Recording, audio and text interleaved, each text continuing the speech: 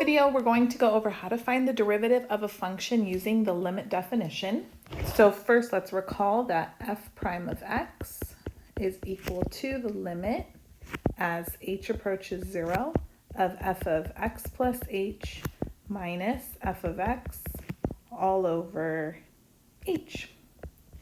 So to get us started, we'll look at a nice quadratic function for our first example. So f of x is going to equal x squared plus 2x minus 7. And typically the most difficult part for people is evaluating the quantity f of x plus h. So you can do that before you get started or off to the side somewhere. So f of x plus h, just remember you're substituting in x plus h everywhere you see x in the function. So that's going to equal x plus h quantity squared plus 2 times x plus h minus 7. And then from here, we're just going to clean things up. So we'll have x squared plus 2xh plus h squared plus 2x plus 2h minus 7. Beautiful. So now we're ready to set up and substitute everything into the limit definition. So f prime of x is going to equal the limit as h approaches 0. Now the next portion, notice, is the quantity f of x plus h, which is exactly what we found right here. So I'm just going to rewrite that below. So we have x squared plus 2xh plus h squared plus 2x plus 2h minus 7. Now the next part is I need to subtract f of x. So I need to subtract my original function unchanged. So I'm going to subtract and then put parentheses around x squared plus 2x minus 7. So now the numerator's taken care of. This all gets divided by h. Great. So now we just have to clean things up in the numerator. And when you're dealing with a polynomial function, terms that do not have an h in them should all cancel out from the numerator. So notice here we have the limit as h approaches 0. I have x squared plus 2xh plus h squared plus 2x plus 2h minus 7. Then I'm going to distribute that negative. So I'll have minus x squared minus 2x plus 7 now, all over h. And yep, just as we expected, x squared cancels out, 2x is gone, as well as 7. So I'm just left with now the limit as h approaches 0 of 2xh plus h squared plus 2h all over h. And all of the terms that are left in the numerator have an h in them, so I can factor that h out. So we have the limit as h approaches 0 of h times 2x plus h plus 2 over h. You're always going to need to cancel out that h from the denominator in order to take this limit. So keep that in mind. So the h is gone. And then now I have the limit as h approaches 0 of 2x plus h plus 2. And now I'm ready to go ahead and evaluate that limit. So I'm just going to substitute in 0 for h. 2x and 2 are constants in this limit. And I don't need to write lim anymore since I'm evaluating it. So I have 2x plus 0 plus 2, which is just 2x plus 2. So if you want to summarize, we found that f prime of x is equal to 2x plus 2. Okay, great. Now let's look at a little bit more complicated of an example, that involving a rational function. So example 2.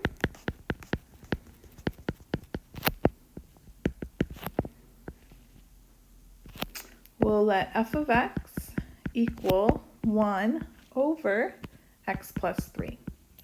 So again, we can evaluate f of x plus h before we get started if you like. You don't have to though. So f of x plus h is going to equal 1 over, and I'm just going to substitute in x plus h for x. So I have x plus h plus 3. And that's it this time. So let's go ahead and write out our limit definition. F prime of x is equal to the limit as h approaches 0.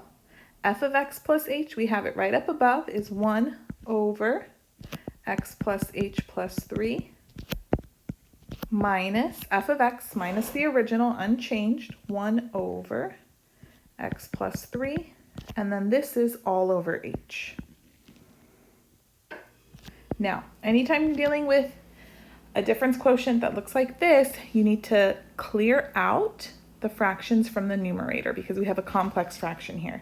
And you can either get a common denominator in the numerator and then divide, or what I like to do is just multiply the LCD to the numerator and denominator. So in this case, the LCD of the entire expression is x plus h plus 3 times x plus 3.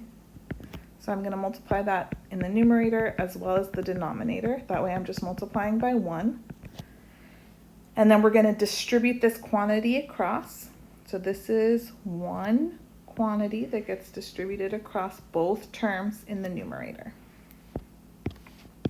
So we'll have the limit as h approaches 0. Now when I distribute that LCD to 1 over x plus h plus 3, the x plus h plus 3 is going to cancel out, so I'm just left with x plus 3 minus, and then x plus 3 is going to cancel with the second term, so I'm just going to be left with x plus h plus 3. And be sure you put those parentheses there. All over, and nothing cancels in the denominator, so I'm just going to rewrite h times x plus h plus 3 times x plus 3. Now at this step, you shouldn't have a complex fraction anymore as long as you chose the correct LCD and you distributed properly. And I just need to clean up the numerator. So we have the limit as h approaches 0 of x plus 3 minus x minus h minus 3 all over, same denominator, h times x plus h plus 3 times x plus 3. And again, notice in the numerator, everything that doesn't have an h cancels. So the x's are gone, the 3's are gone.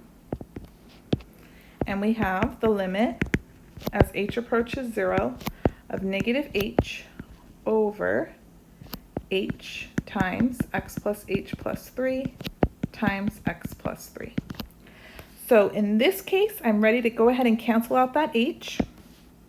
Just keep in mind when you do so, you still have a negative 1 now left in the numerator.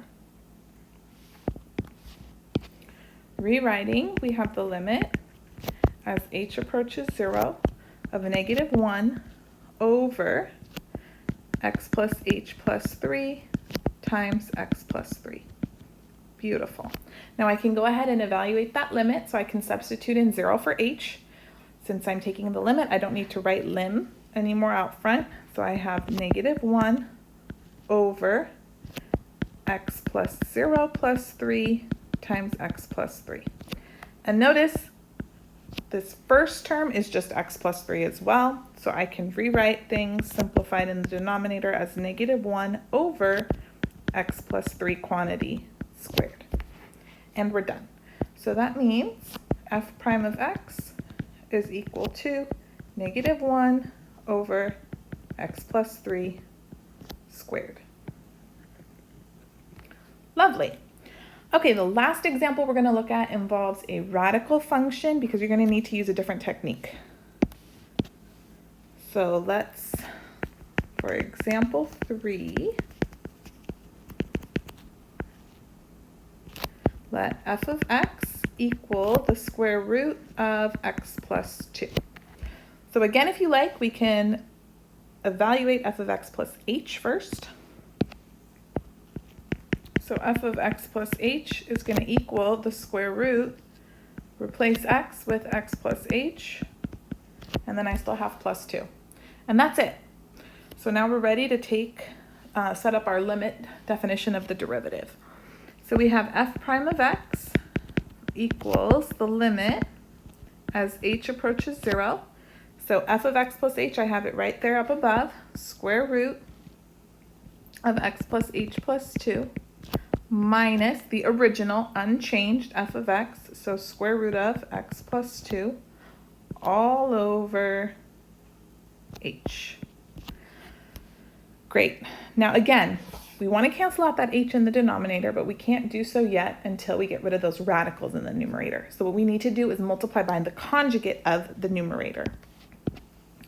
The conjugate of the numerator is going to be the square root of x plus h plus 2 plus square root of x plus 2.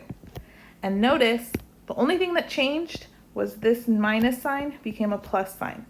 Nothing underneath the radical changes when you multiply by the conjugate. And then I need the exact same quantity in the denominator. Remember, we have to multiply by 1. So x plus h plus 2 plus rad x plus 2. Great. So now since I have a product of conjugate pairs in the numerator, the result is going to be a difference of squares.